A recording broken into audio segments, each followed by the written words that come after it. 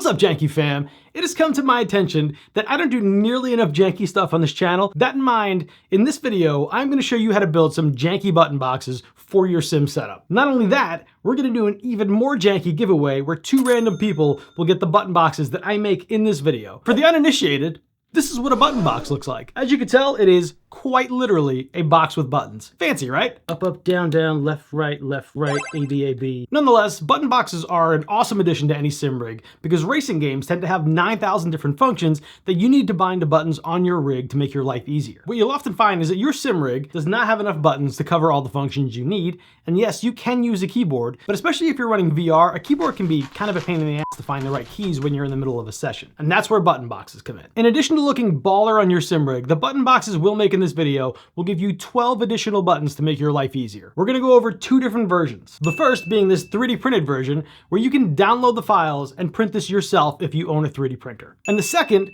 being this version that uses a project box for those that don't have access to a 3D printer. Both versions use the same exact electronics and other components, which I will link in the video description. Let's jump into the 3D printed version. I have been running this version of the button box on my sim rig for over a year at this point. I designed it from scratch in a 3D modeling program and then printed it on my 3D printer. I've got to say, as a DIY enthusiast, the 3D printer has got to be one of the most useful tools that I've added to my kit. I use this thing constantly to solve problems around the house with my recording gear, my sim setup, and I've even got a few pieces in my drift car. Nonetheless, I put a download link for the button box files in the description. The other tools you'll need for this version include a pair of needle nose pliers, a screwdriver set, an Allen wrench, a socket set, a hot glue gun, and a drill depending on what kind of brackets you wind up buying. Step 1 is printing. Once you download the files, I personally used PLA. For the purpose of rigidity, I suggest printing at a minimum of 3 outside walls, as well as 3 top and bottom layers. The face of the box I printed at 50% infill to help prevent flex when you're pushing the buttons. And then I believe the bottom was only 25% or something along those lines. Here's a quick little time lapse of the printing process. You'll see my bed wasn't big enough to print all the stuff together, so I got it printed in separate runs. Okay, now that everything is printed, let's gather our supplies. You'll need a 0 delay arcade USB encoder,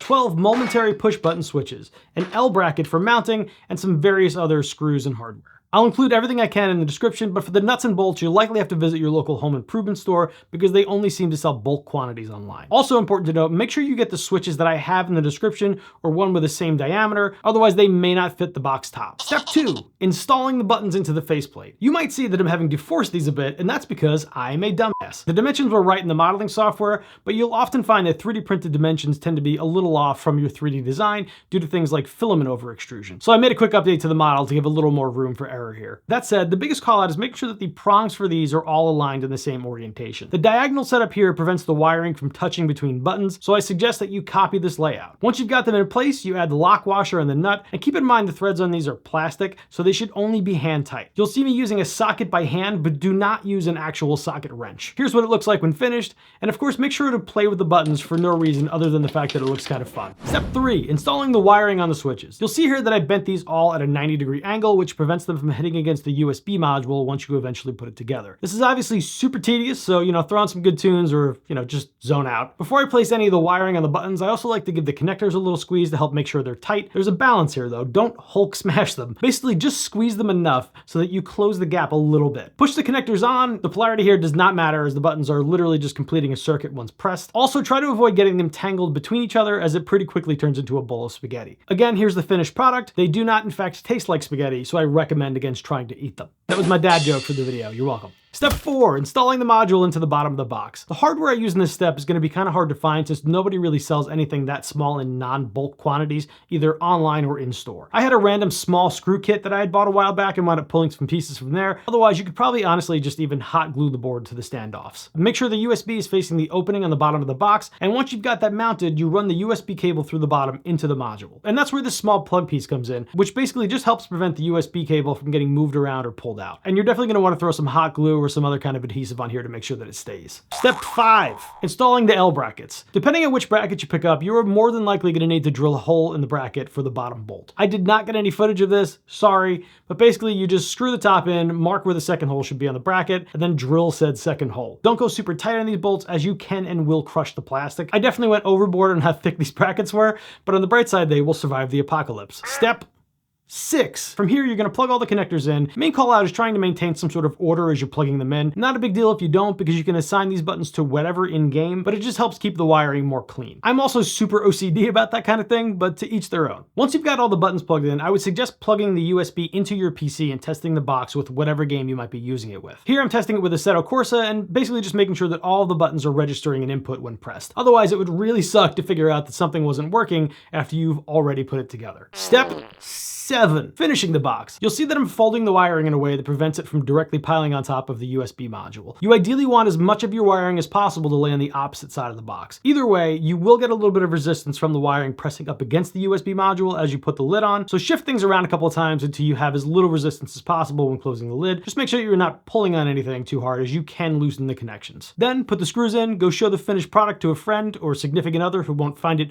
nearly as cool as you do, and then victoriously mount it to your sim rig. The whole build, obviously not including print time, took me less than an hour, and that's while trying to document everything on camera. It is super easy to throw these together, and kind of a fun little project in the end. Okay, now onto the project box version, which is essentially the same thing, but adds a few extra steps, as we'll need to drill holes for the buttons, as well as drilling holes for the USB cable. For this one, you'll need all of the tools I mentioned earlier, plus some painter's tape, a ruler of some sort, and ideally a standoff drill bit. Step 1, drilling holes. There are a number of different ways you can approach this. For me, the easiest was just throwing together a quick template in a photo editing program, and then printing that as a guide. If you want to go the old school route, throw some painter's tape over the top of the box and then just measure everything out so it's nice and even. For this particular box, the center of the buttons wound up being about 41 millimeters away from each other horizontally and about 43 millimeters vertically. Once you're all measured out, I would recommend getting a piece of wood or something and putting that box on top of that, which should help avoid drilling a giant hole into whatever surface you're working on. Not for this particular project, but I say that from very unfortunate experience. And then as mentioned earlier, I'm using a standoff drill bit here to make life easier in getting these holes to the correct size. Step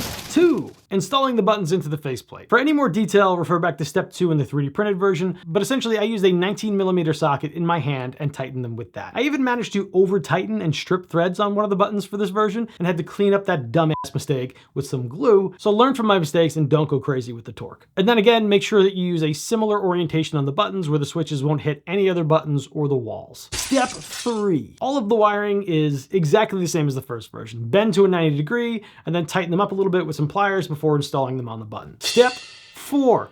Installing the module. I was originally hoping that I could use some of the existing mounting points in this box, but unfortunately that did not work out, so this is where things get a little extra janky. What I did was add 5 drops of hot glue to the bottom of the box, essentially aligning to the 4 corners of the module and 1 for the middle. Let that dry, add some more, and then do the same at least 1 more time after that. Ideally, you want to build this up high enough so that none of the solder points on the bottom of the module are touching the bottom of the box. And I would guess that's probably about 3 to 5 millimeters. Once you get that done, add some more glue, and this time press the board in to get it mounted. I also added a little more glue on top of the corners afterwards because I like to overdo it. Step 5, mounting the brackets. Find a spot towards the lower center of the box and drill your first hole. And then measure where you want the second hole to be and drill that too. My holes were about 45 millimeters away from each other, and yes, to answer your question, I am an American that prefers the metric system for small measurement. Crazy concept, I know, but whoever thought measuring shit in 8ths, 16ths, and 30 seconds was a good idea can kiss my ass. Anyway, drill your bracket, bolt them up,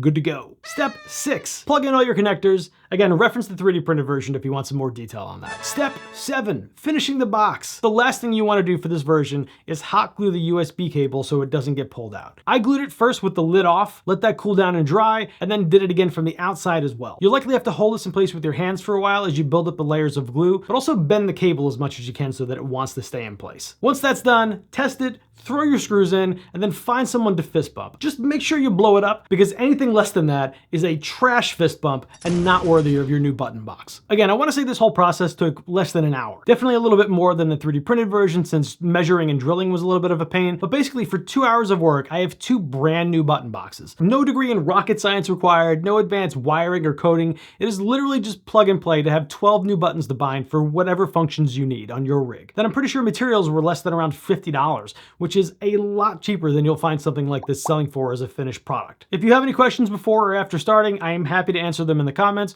or you can hit me up in the Janky Discord group. Now for the giveaway. If you are interested in winning either of these boxes, essentially all you have to do is comment on this video. You may or may not get bonus points for an actual useful comment or question versus just posting some BS to get your name in, but I'll probably let it run for a few weeks, and then I'll pick 2 random people from the comments. First place gets the 3D printed version, and then second place gets this guy right here, which is, you know, a little bit less nice, but still functional. And I'll wind up announcing the winners either in a future video or on the community tab. But some other things to call out is that these will not work on console. So I prefer that they go to folks with a PC. And then I am planning to cover shipping within the continental US, but anywhere outside of that, I might ask that you help cover shipping costs. Anyway, good luck if you enter the giveaway or try to tackle the project yourself. I hope the guide was useful or at least entertaining, and hopefully I'll see you next time.